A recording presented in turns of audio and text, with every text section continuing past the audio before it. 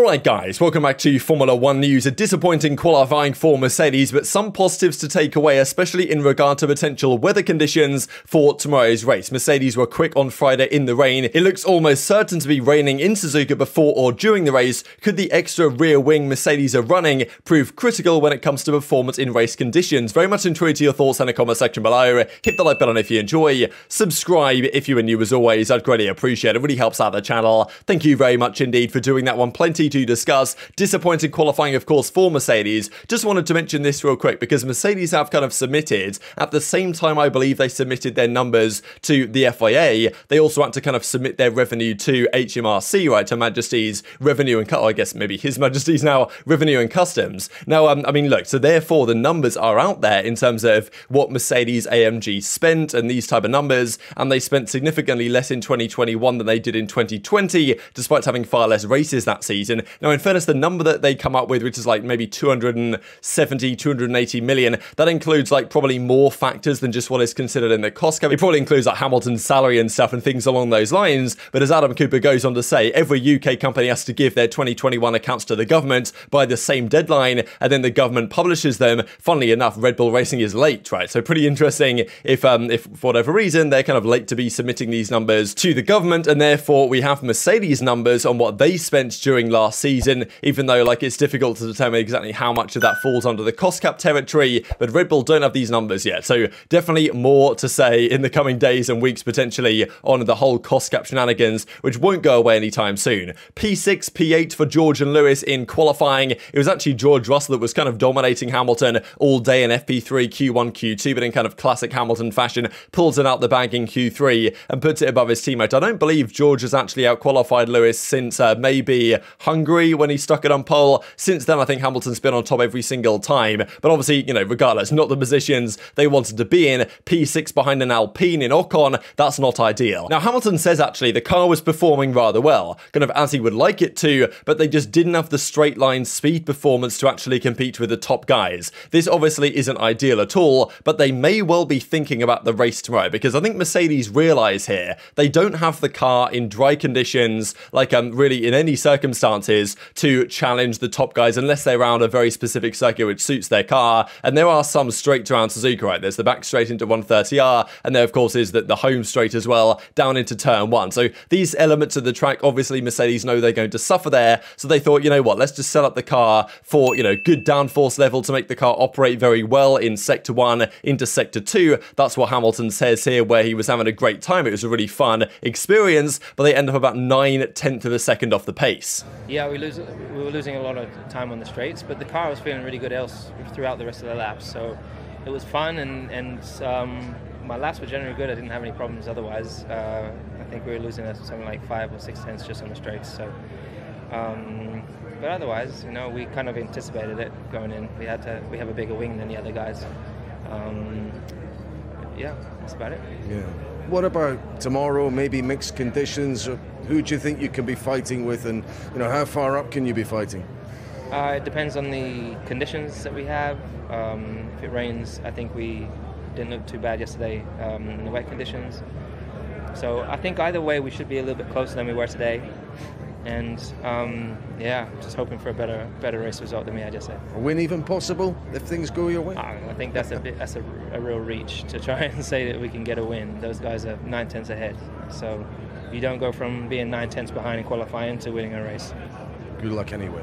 So it seems very implausible indeed for the Mercedes to be, again, 9/10 of a second down to be able to, you know, actually challenge for the race win. But I think Mercedes probably could have had a setup choice, which was closer, right? I mean, they were actually only 3/10 or so down in Q2. They were losing, obviously, a lot of time in the straight line. Hamilton reckons here in a second, 5, 6, 7/10 of a second just in the straights into turn 1 and also on the back straights. So that's where the majority of their time loss is coming from. So you would think that's pretty much impossible to overturn. But of course, it depends on the conditions tomorrow, and Mercedes probably could have come up with a strategy, slightly less rear wing, so they would maybe be only 5 or 6 tenths off the pace of the top guys. But maybe they're hedging their bets towards potential conditions tomorrow and trying to set up their car as best they can for that. In the wet conditions, you know, the more downforce, the better, effectively, because you're going to get more grip on the track. So maybe that's what Mercedes are thinking about. Usually it's better to put a couple of clicks more downforce on when you're in wet conditions, and well, they seemingly have done exactly that with the barn door or rear wing they've got on their cars. As Hamilton says, like, it lost a lot of time on the straight, of course, saying, look, it depends on the conditions that they have. He went on to say, of course, that, look, there's no way they're going to be able to win the race tomorrow. They're going to need a miracle for that to happen from their perspective, but it's something that isn't out of the question depending on what the weather looks like, and the weather is almost certainly going to be raining in some degree or another. That may mean, especially considering generally the Mercedes is slightly better in race pace than it is in qualifying pace, that the Mercedes already might be closer to the front runners, added on to the potential benefits of having the higher downforce and maybe also better tyre wear as a result. Depending, it could swing the balance in their favour. Unlikely to be enough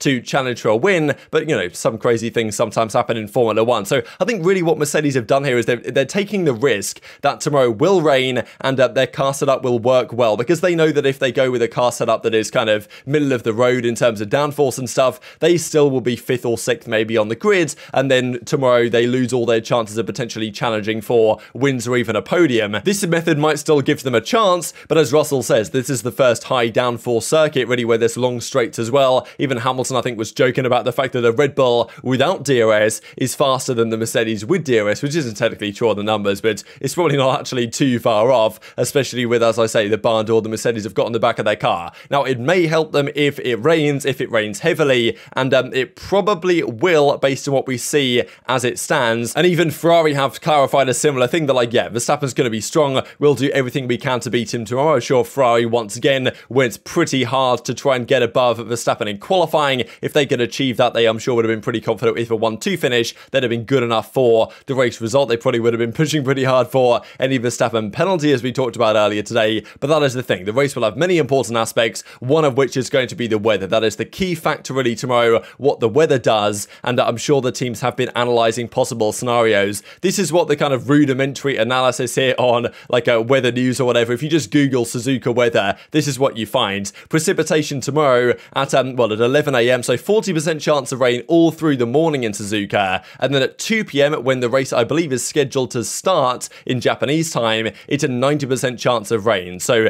it seems likely that it will potentially rain at some point in the morning, and then either when the race happens or shortly after the race, during the race, there will be some precipitation. This is a slightly more like, well, I guess maybe a better look at this, where it does seem to believe that on Sunday, at some point in the day, there will be a very high percentage chance of pretty big rain on Sunday about during the race time. So look, we shall see about that one, but if indeed there is some light rain in the morning, heavy rain when the race arrives, then you could be in for a really interesting race. And of course, at that point, it comes down largely to strategy when you pit. I'd love to see a race where, you know, like, it starts out on mediums or soft tyres or whatever, and then about, 10, 15 laps into the race, the rain starts coming down, the teams have to decide when they pit, when they don't, and then maybe even if it could dry up a little bit towards the end, that would create an even more interesting perspective on whether someone stays out and indus to the ends, whether they, pit for new slick tyres. Like, rain creates some excitement, and also, of course, opens the door to more possibilities. So I think Mercedes are kind of saying, like, look, there's no point us just sitting here trying to fight for 4th or maybe 3rd or whatever. Let's just go all out, try and make a setup which could work in the wet if it does rain, and then just hope that it actually rains tomorrow. If it doesn't, they're in for a really tough time, because Mercedes with their massive rear wing are going to even struggle to overtake any cars at all, even with DRS in front of them. And of course, you got to realize that without a DRS, if it rains, there's basically no chance they'll make any overtakes on track on a straight line. So they'll either have to have more grip going into the corners, or potentially in the strategy department, that's where Mercedes could make things interesting tomorrow. But more than likely, it'll still be Max versus the Ferraris to see if they can potentially prevent him from winning the championship tomorrow. And just to mention this as we close out the video, because earlier today we discussed that Gasly and Ocon will be the driver pairing next season